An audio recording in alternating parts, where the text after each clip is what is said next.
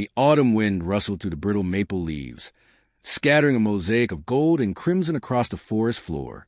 Sheriff Callahan's K9, Duke, plunged his nose into the pile with playful determination, tail wagging as if chasing shadows. But then something dark caught Callahan's eye, a faint shimmer, stained with something far too vivid to be just mud. As Duke's teeth clamped around a bloodied leather wallet, a chill swept over the clearing. This wasn't a game. Somewhere nearby, a secret buried in plain sight had just begun to claw its way back into the light. A subtle reminder flashes across the scene. If this story grips you, consider liking and subscribing for more immersive tales like this. The town of Millhaven had a way of wearing you down quietly, like the wind gnawing at the edges of the old wooden porches, or the slow seep of damp into brick foundations. Autumn had already arrived, painting the surrounding forest in fiery shades that seemed picturesque from a distance but menacing up close. Sheriff Ben Callahan drove slowly along the winding back road, Duke sitting alert in the passenger seat, ears pricked at every distant snap of a branch or rustle of leaves. The K9 had a knack for sensing things humans overlooked, a skill Callahan had come to rely on and fear. "Easy, boy," Callahan murmured, glancing at the trees. He knew this road too well. He knew the small clearings where hunters sometimes left traps, the sharp drop near Mill Creek, and the dense thickets where wild animals lurked. But even with all that knowledge, there was an unease in the air today, a certain heaviness that wasn't just a fog rolling in from the mountains. Duke leapt from the truck before the vehicle fully stopped, paws landing the wet, crunchy leaves. His tail wagged, a blur of motion, as if he hadn't a care in the world. Callahan, though, felt his stomach tighten. Not too far, he warned, but the dog had already disappeared into a dense pile of amber and russet, snuffling with focused intensity. The first hint that something was off came not from Duke, but from the silence. The usual woodland sounds, the chirp of sparrows, the distant call of a jay, had thinned. Even the wind seemed to hesitate. Then Duke barked once, sharp and insistent. Callahan's eyes followed the movement, and that's when he saw it. A flash of dark leather beneath the leaves. Duke pawed at the pile, uncovering the wallet slowly, deliberately. When he yanked it free, it was smeared with crimson that had long since dried in some areas but still glistened wet in others. Callahan's breath caught. His pulse quickened. "Duke, bring it here," he said, voice tight. But even as he spoke, he knew the wallet wasn't just lost or forgotten. He recognized the scrawled initials on the corner, AJ, and instantly felt a cold dread. Aaron Jameson had been missing for nearly 6 months, vanishing without a trace from the Millhaven fairgrounds. Duke dropped the wallet at Callahan's feet, whining softly, nose still twitching. Callahan knelt, gingerly lifting it. The smell hit him before he even saw the contents, coppery metallic, unmistakably blood. He flipped it open, revealing cash, a driver's license, and a crumpled photograph of a smiling couple, Aaron and his wife, Lila. Callahan's hand trembled slightly as he closed it, his mind racing. There was no doubt now. Someone in this quiet town had taken Aaron Jameson, and the truth had been buried under a pile of autumn leaves. He glanced around. No footprints, no evidence of a struggle, just a forest, indifferent and endless. His phone vibrated in his pocket. "Sheriff, you out by the creek?" It was Deputy Marcy Lane. Her voice had that edge of professionalism that tried to mask fear, but couldn't quite. "We've got a situation at the Miller farm. They found blood, and there's something else." Callahan stuffed the wallet into his jacket. "I'll be there in 10, he said. He glanced at Duke. "You ready, boy?" The dog barked once, then trotted to the truck, leaving the clearing as silent as if no one had ever been there. The Miller farm lay a few miles south, past the bend where the asphalt ended and gravel began. The old farmhouse was abandoned, or at least that's what everyone assumed. Marcy was already there when Callahan arrived, standing near the barn where the red stain of blood had dried across the threshold. "This isn't recent," Marcy said quietly, pulling on her gloves. "Weeks, maybe longer." Her eyes met Callahan's. "But that's not what I wanted to show you." She gestured to the barn wall, where faint scratches marred the wood. At first glance, they looked like nothing more than the marks of animals, but closer inspection revealed the pattern of a handprint, smeared and desperate. Callahan felt the chill creep down his spine. Someone had been here, struggling, trying to leave a trace. And yet, there was no body. Could be a warning, Marcy said, or someone playing with us. Callahan didn't answer immediately. He walked inside, careful not to disturb anything. The air was thick, damp, and smelled faintly of rust and decay. His flashlight caught something glinting near the corner, a small piece of metal, maybe jewelry, half buried in dirt. He bent to pick it up and froze. It was a ring, engraved with name, Lila. He straightened, heart pounding. So Aaron wasn't the only one involved. Lila Jameson had something or someone hidden in this farm. But why here? And more importantly, who was still alive and who wasn't? Duke whined again, pulling toward the back of the barn. Callahan followed, unease curling around his ribs. The dog stopped at an old trapdoor, pawing insistently. Callahan knelt, testing the latch. It was heavy, locked from the inside at some point, but not now. He lifted it, revealing a narrow staircase descending into darkness. Jesus, Marcy whispered. They descended slowly, flashlights cutting through the stale air. The staircase opened into a small, brick-lined cellar, bare except for a few broken crates. And then Callahan saw it. A faint trail of blood leading to a corner, where a small bundle had been hidden under a tarp. He moved closer, heart hammering. With Marcy beside him, he pulled the tarp away. It wasn't Aaron, or at least not fully. Just clothes, personal effects, and something far more sinister. A journal, water-stained and smeared with blood. The first page he opened bore a single line in jagged handwriting. I see everything you do and nothing stays buried. Callahan swallowed hard. He knew that handwriting. Or at least, he thought he did. And suddenly, the missing pieces of Millhaven's recent disappearances clicked into place. But only partially. Someone had been watching, manipulating, and leaving clues deliberately. Someone who knew him. Marcy's voice broke the silence. Sheriff, look at this. She held up a small, crumpled photograph. In it, a man, well-dressed, unassuming, stood with Aaron and Lila. His face was calm, almost friendly, but Callahan's gut tightened. That man had been at every crime scene, always unnoticed, always blending in. Duke barked sharply, nose pressed to a corner of the cellar. Callahan shined his flashlight. Another small wallet lay there, empty, except for a note. You should have watched the leaves more carefully. Callahan's stomach turned. This wasn't just a missing person case anymore. It was personal. And someone in Millhaven knew exactly how to play him. He stood, flashlight steady in his hand. Marcy, he said quietly, someone's been pulling strings in the shadows.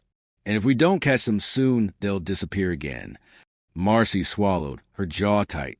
Do we even know who we can trust? Callahan shook his head, glancing at Duke. The dog sat silently, tail low, as if sensing the gravity of the moment. Callahan bent to pat him, whispering, No, boy, we can't trust anyone yet, not even ourselves. Outside, the wind picked up again, scattering leaves across the barnyard. Each one seemed to carry a warning, a whisper of what was buried in Millhaven's past, and what was about to surface. And somewhere just beyond the tree line, eyes watched them both, patient, calculating, waiting for the perfect moment to strike. The night had deepened over Millhaven, swallowing the town's narrow streets in a hushed darkness. Streetlights flickered intermittently, casting long, trembling shadows over cracked asphalt and overgrown sidewalks. Sheriff Callahan's cruiser hummed as he drove slowly toward the outskirts. Duke in the passenger seat, ears swiveling at every distant rustle. The bloodied wallets and the cellar's secrets weighed on him like chains, but the unanswered questions pressed heavier. He had barely spoken to Marcy since leaving the farm. Words seemed futile when the danger was invisible and trust was a scarce commodity. His eyes kept drifting to the rear-view mirror, scanning the trees lining the road, a gnawing suspicion settling in his chest. When he finally pulled into Miller Farm's driveway again, Duke alerted his side. The wind had risen, sending leaves spiraling like brown-red snow across the yard. Callahan knelt, brushing his fingers along the flattened grass where footprints had pressed into the dirt. Someone had returned after they'd left. Or maybe had been waiting. Sheriff. Marcy's voice came from the edge of the tree-lean, low, tight. Look at this. Callahan walked over, heart tight. She held a scrap of paper, mud-smeared but readable. Duke sees what you cannot. Follow the path. Follow the truth. Callahan frowned. He didn't like the way it sounded. Cryptic, threatening, almost playful. Someone was toying with them, leaving breadcrumbs that could either save them or lead them straight into danger. Whoever left this, he muttered, knew we'd find it quickly. His gaze fell on Duke, who whined softly and pressed his nose to the ground. The dog's instincts had never failed, and Callahan trusted them more than any human in town. He followed Duke as the K-9 sniffed a trail that led to the woods behind the barn. The path was faint, covered in leaves and broken twigs, but Duke moved with purpose, weaving around tree trunks and occasionally pausing to glance back at Callahan. The moon barely pierced the thick canopy above, leaving them in shadows that felt almost solid. Hours seemed to pass as they wound deeper into the forest. Then Duke stopped abruptly at the edge of a small clearing. Callahan's flashlight revealed a shallow grave, half hidden beneath a mound of leaves and broken branches. He knelt, hands trembling as he brushed the debris away. A single shoe peeked from the earth. Callahan's stomach churned. He recognized it instantly. It had belonged to Aaron Jameson. Marcy joined him silently, her expression tight, and when Callahan finally removed the rest of the leaves, the grave revealed its grim contents. Bones and fragments of clothing, evidence of violent struggle long concealed. Callahan's breath caught, and Duke whimpered softly, nudging it with his nose as if urging him to be strong. This is just the start, Callahan said. Someone's been meticulous, hiding everything but the smallest clues. His mind raced. Whoever did this knew the forest, the town, the people, and they were still out there. As they packed up evidence, Callahan's radio crackled. It was Marcy again, her voice hurried, tense. "Sheriff, you need to see this. Now." The Miller farmhouse had been ransacked. Drawers were emptied, walls scrawled with words in jagged handwriting. The same style as a journal from the cellar. Some things should never be found. Others must be discovered. Callahan's fists clenched. This is personal. They're sending a message. Marcy nodded, her eyes dark. And they want us to follow. That night, Callahan sat in his office, reviewing every piece of evidence. The wallets, the blood, the grave, the journal, all pointed to one inescapable truth. The perpetrator was someone who knew Millhaven intimately, someone trusted, or at least someone who could blend seamlessly. And yet, the clues seemed almost taunting in their placement, designed to manipulate him emotionally, to destabilize his judgment. The phone rang, cutting through the silence. It was Lila Jameson. Her voice trembled, quiet and brittle. "Sheriff, I think I know who's behind this, but you won't like it." Callahan leaned back, dread pooling in his stomach. "Lila, if you know anything, tell me everything."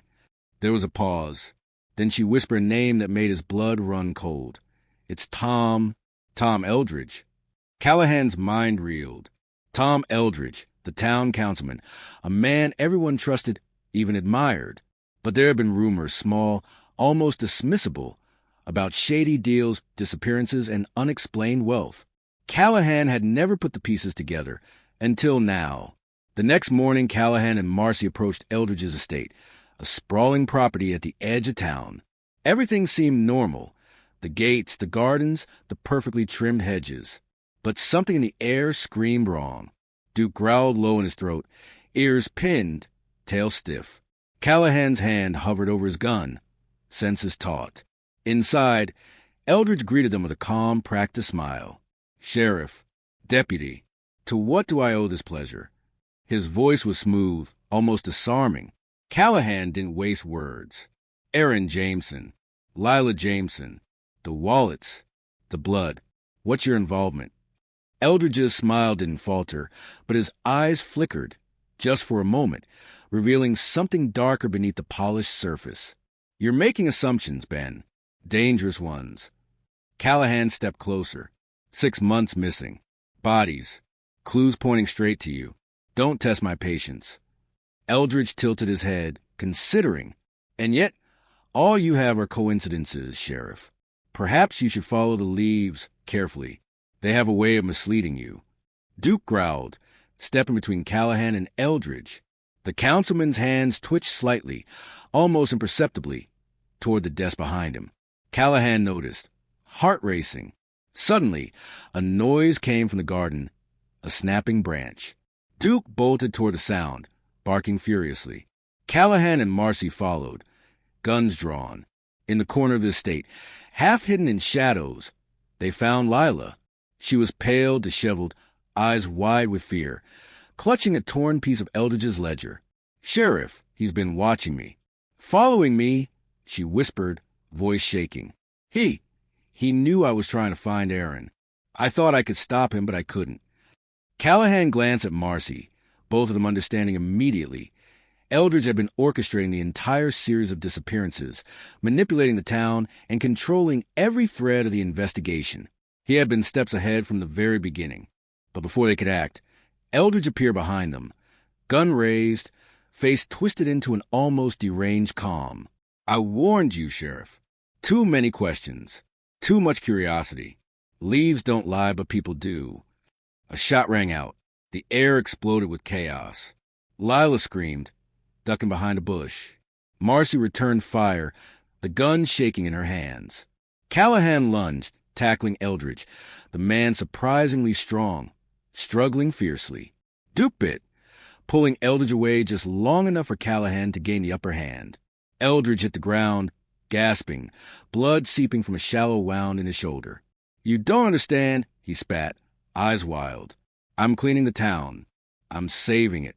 Callahan gritted his teeth. "You're a murderer. You've been hiding behind a mask of civility while killing people for months." Eldridge's face contorted, almost smiling through the pain. "You'll see one day they'll thank me." Marcy cuffed him, shaking. "Ben, what now?" Callahan looked at Duke, at Lila, at the scattered leaves swirling in the garden.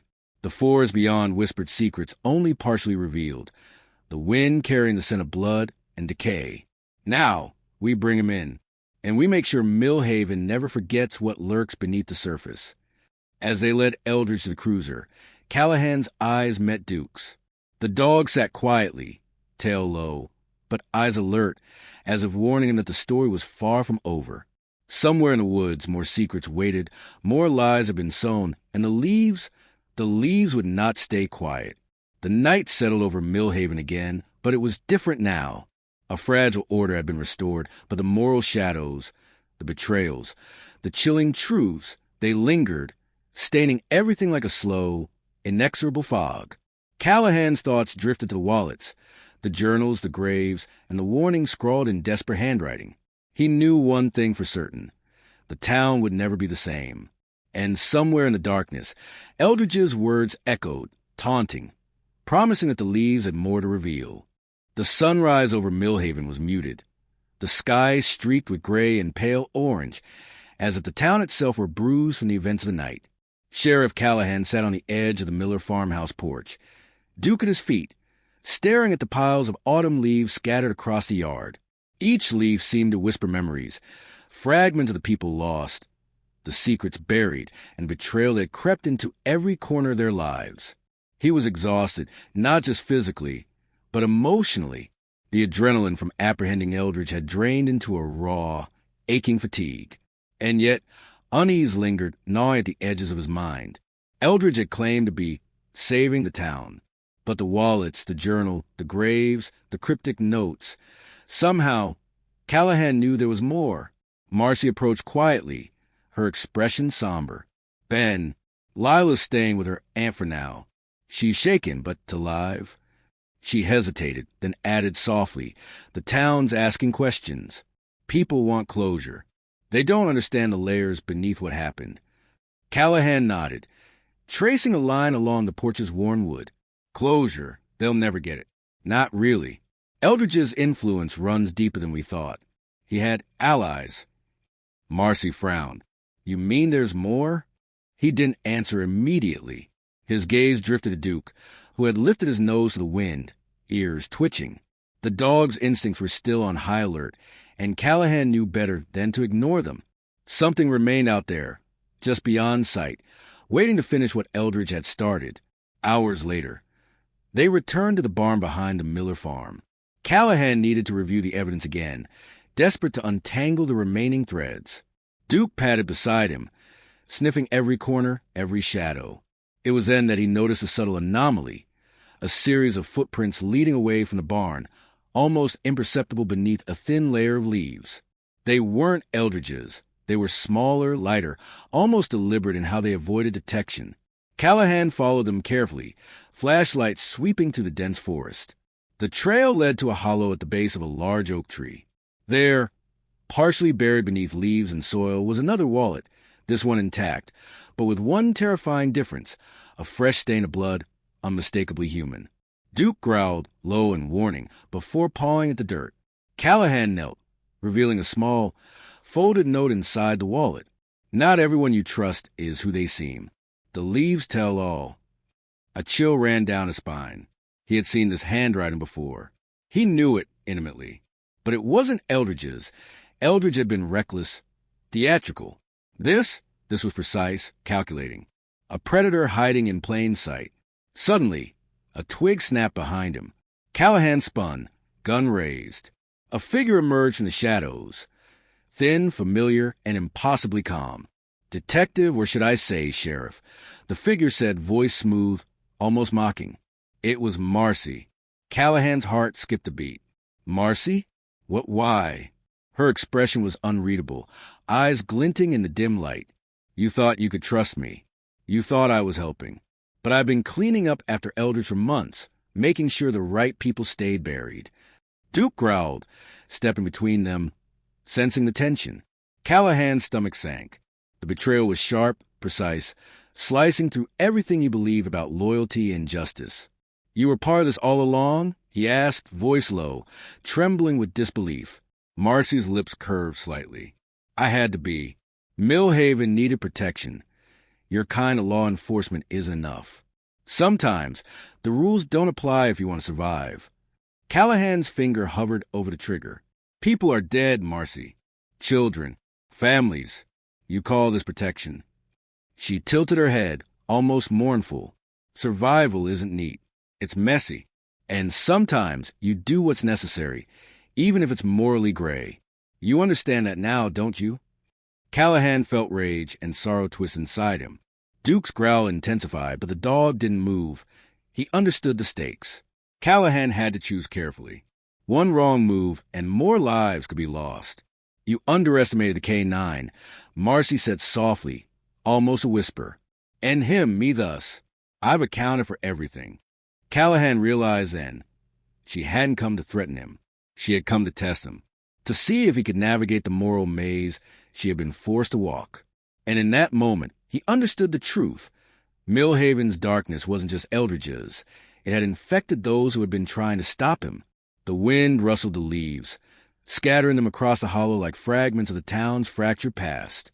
Callahan lowered his gun slightly. Then we do it together, he said, voice steady. We find the remaining victims. We end this. And no more secrets. Marcy nodded, reluctant but resolute. Duke barked once, as if approving the uneasy alliance. Over the next several hours, they moved through Millhaven with precision, following clues left in plain sight, tracing the paths Eldridge had used, and uncovering hidden stashes meant to control or manipulate the town. Each discovery was grim. Fragments of Aaron's belongings, letters never sent, hidden journals detailing Eldridge's warped philosophy. And yet, there were survivors, too. Some who'd been caged, some hidden, all terrified but alive. By nightfall, the evidence was irrefutable. Eldridge's accomplices, small but lethal, had been identified and detained. The town's nightmare, for the first time in months, seemed to be drawing to a close. And then, at the edge of the forest, Duke stopped, nose pressed to the ground, tail stiff, ears erect. Callahan approached slowly. There, half hidden beneath a thick mat of leaves, was a small box. He opened it, revealing photographs, letters, and a final journal. Eldridge's handwriting detailed every manipulation, every betrayal, and in the last pages, a confession. I underestimated them.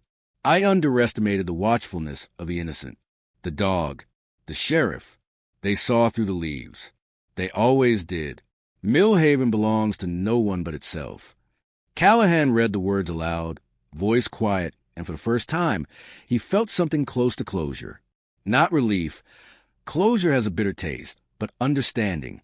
The leaves had told their story. Marcy stood beside him, silent, her face pale but calm. "It's over," she said.